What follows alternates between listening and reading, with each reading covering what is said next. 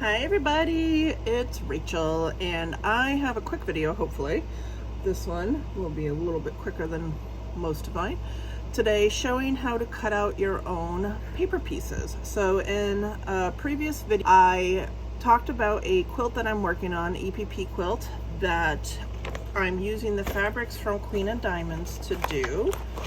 And this is my little packet with everything that's keep everything together. So this is called Cherish. It is a pattern that's by Tales of Cloth, and I will link to the pattern itself, but she has a couple of options available for purchasing this pattern.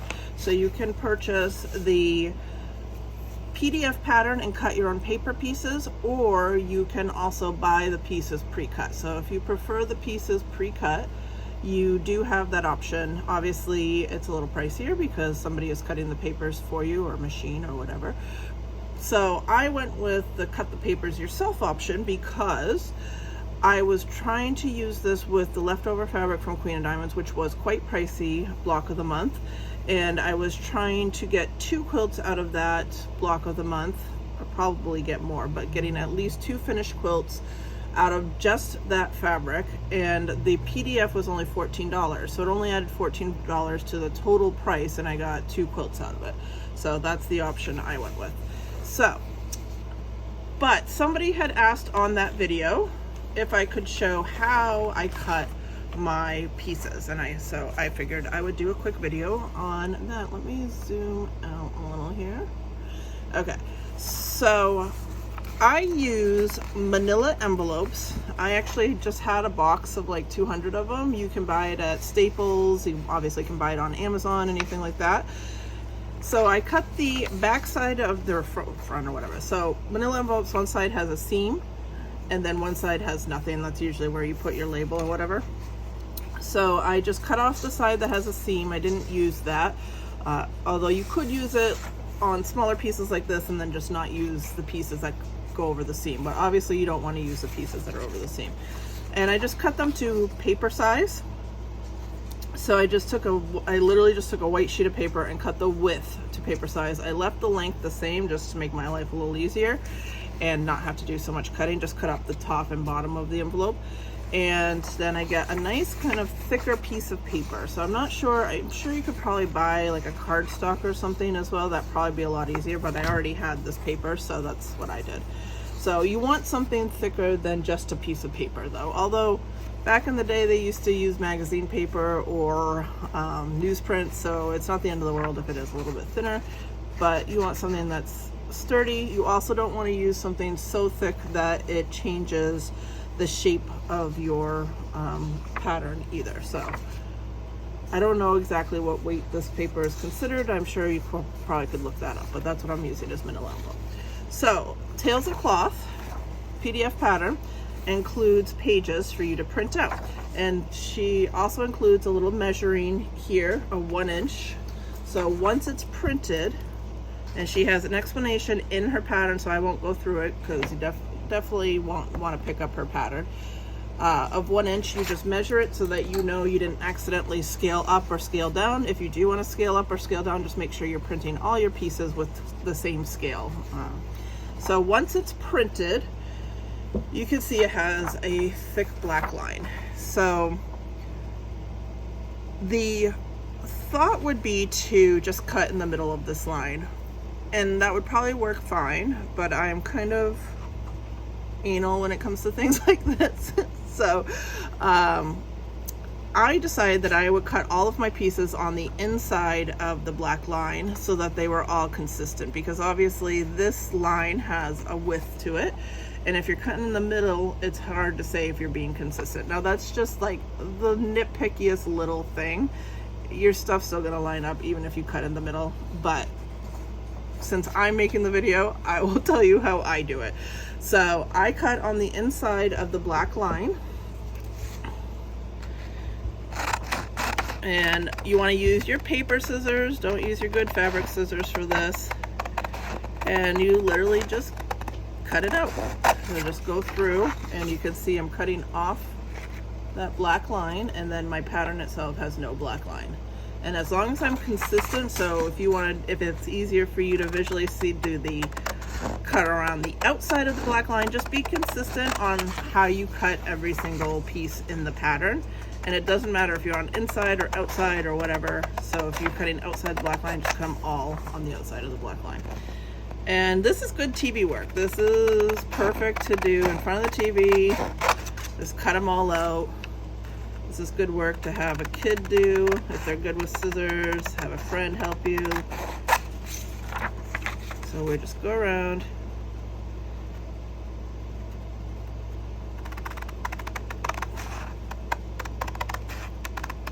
And literally cut it out, and that's it. So now this pattern piece is ready to use. So again, you can see all of my papers have the black line left. Now you can see even here, I went a little further. I mean, that little minute problem isn't going to be a problem once the fabric is on. But like I said, just be consistent in whatever you choose. So this pattern has 3 pieces. It has diamonds, it has half hexes, and then a hexie. And she has 2 sizes, so you just want to make sure you're printing out the sizes so that they match up together. So she explains all that very well in her PDF pattern. So just, if you're cutting it yourself, just make sure you read through that. But on these diamonds, like I said, I am cutting on the inside of the black line. So yes, I am actually cutting the tiniest little strip off here because I wanted it to be consistent. And this is why I cut the black line off instead of doing the outside of the black line, because these ones touch. If I was keeping the black line in, which one would it go to? So that's why I chose to cut the black line off. So again, just come in here. And my husband had a suggestion, I'm not sure, I didn't show this in the video because I didn't try it, that you could probably put 2 pieces of paper together. I usually just cut them one at a time because I am, again, like to be very, very precise. And I feel like if I have 2 pieces of paper, if something shifts, it's just gonna be more obnoxious than anything. But you could potentially line up 2 pieces of paper and cut them at the same time. Maybe use magnets to keep them together better. But you can see I'm actually cutting even this tiny little sliver. So yes, I actually am taking quite a lot of time to cut all of these. I did not cut enough to do the entire quilt. What I did is I cut, I think, 6 or 7 sets, and then I'm gonna see if I can take enough papers out as I quilt them together, because if you watch that last video, I already have some of my pieces already quilted together into a quilt. So once they're surrounded, I can take them out. So I'm hoping I can reuse them and not have to cut quite as many. I think I just have to probably cut more of the half hexes because those stay around the edges of the quilt. So, but basically, actually, move this. I don't know if you could really see what I was doing here. So that's basically it for cutting paper. So if you get a good PDF pattern that has the printable shapes for you, or if you're making your own pattern, you can certainly find shapes online that you can print out. You just print them out and just cut. And like I said, however you cut it, whether you include the black line, go down the middle of the black line, just make sure you're super consistent with it so that your pattern pieces all line up in the end. Because especially with this one, we have 3 shapes and it all has to line up perfectly, and if I'm cutting them differently, that's not going to happen. So super easy. Definitely read through the pattern. She walks you through everything, but this works for any, any PDF pattern or anything you want to print out yourself, anything like that. If you modify a just regular paper piecing pattern, you can do the same thing, cut out the shapes and turn it into English paper piecing. So there's lots of options when doing your own papers and not having to buy them, because it does get pricey buying the papers. I usually get them with the block of the month because it just comes as a whole set, but it is nice to be able to print your own onto your own paper and save a little bit of money. So you're giving up your time to cut. Obviously it takes a lot of time to cut, but you're saving a lot of money in the end. And a lot of times, like I said, you can reuse. So if you're doing just like grandmother's flower garden, you can reuse a lot of those papers. You don't like when you buy a set, it comes with everything for the whole quilt. But if you're cutting them, you don't have to do that. You don't have to cut enough for the whole quilt, because you can just cut like enough to maybe do like a quarter of the quilt and then put it all together and then take those papers out and reuse them. So that's what I would suggest. So I figured I would go show you. So this is I was going to show you how I base these, but I don't have a fabric set ready because I actually got a bunch of these ready ahead of time. So I don't have a fabric set ready. I don't have enough papers ready to baste, but I figured I would go over again how I basted all the shapes in this quilt. So it's 3 shapes. It's diamonds, a half hexie, and a full hexie. And again, sizing and all of that is in her pattern. So definitely, it's $14. Don't cheap out on not buying the pattern. It's not worth your time to try to figure this out at all. And she did a lot of work figuring this out for you and writing a beautiful pattern. So we definitely want to use that. So on a hexagon, obviously you just glue around. There's no ears, there's no tail theory here, so that's easy. On my diamonds for this quilt, I figured out that it's easy to just do your ears going in the same direction. So rather, like a lot of people do them opposite directions, I like to do them the same direction when I can, and in this quilt I can, so that's what I do. So in order to do them in the same direction, rather than starting at the bottom here and going around, I always go counterclockwise, I don't know why, but whatever you do, clockwise, counterclockwise, you start at the top and go around like this, and that will give you your ears going in the same direction. So that's those. And then for my half hexies, I figured out once I was putting the entire quilt together that I could not have these ears going the same direction. I had to have them going 2 different directions. So I had to have one pointing out and one pointing up.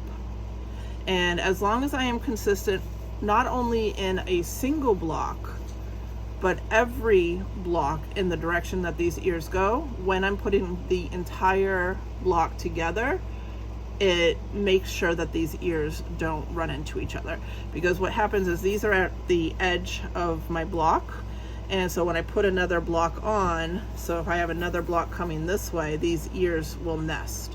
Whereas if they were both pointing up, they would run into each other. So that's where it runs into a problem. It doesn't run into a problem at all for the individual block. It runs into a problem when you're joining the bigger blocks together. So that's why I do that. So you want to make sure your ears are going the same. So if the left side is up and the right side is to the right, and it doesn't matter which way you do it, what matters more, sorry, my camera keeps shaking, I don't know why, sorry about that. What matters more is that it's the same across the whole quilt. So that's all that matters. So just make a note for yourself. You know, it's always good, any quilt you're working on, it's always good to have notes of things, especially if you're not basting all at once. I'm going to have another round of basting with these, so I want to know that this, you know, left is up, right is out. Okay, so that's how you do it. In order to achieve that, you just start with your long side. No, because that would be under. You start with, I think you actually just start on the side like we would start here. How did I do this? Would have been good if I glued it. So I started with actually the bottom. Then it looks like I did this. Yeah, so I went this way. Oh yeah, because I always go counterclockwise. So I started at the bottom, did this side, then the top, and then this side. So somehow there's always a circle to do. If I had them both going the same directions, I would do like top, bottom, and then the 2 sides, or the 2 sides and then top, bottom. But I don't, so it's going in a circle. So hopefully that makes sense, and hopefully the reasoning makes sense. But like I said, her pattern is really good. It shows you the layout, it shows you all the different pieces. There's going to eventually be edging pieces to kind of square everything up. So definitely read through it really well. Of course, if you have any questions, you can reach out to her. She actually has a Facebook group too, and ask her any questions, but I'm always happy to answer questions as well for any general EPP questions. And hopefully this video encourages you to cut your own paper pieces, because it does save you quite a bit of money, and you can reuse these. So see, I already took these out of piece, and I think I actually already reused these a couple times. So these can get reused multiple times, even if you glue base. That's what I do, glue based. And so, like I said, you don't need to print out the entire quilt at once, and that'll save you some time and money as well. So if you have any questions, please feel free to comment below. Let me know what project you're working on, how far you've come. I always love hearing your comments. I did get in my Tumbling Cosmos Block of the Month fabric today, so I should hopefully have a video for that coming up soon. And the Hide and Seek should be starting soon. I just got an email that that has shipped, so we'll go through the pattern pieces for that and also the first month, so that'll be a lot of fun. So we have quite a few projects coming up, so hopefully you'll be able to join in, but definitely let me know where you're at. And yeah, I think that's it. Like and subscribe, that whole jazzy thing, because I don't post these videos super regularly, so if you subscribe, it definitely helps, so that Facebook will tell you when I do have a new one. And yeah, this is probably the worst wrap up ever, but bye everybody, and check out this video.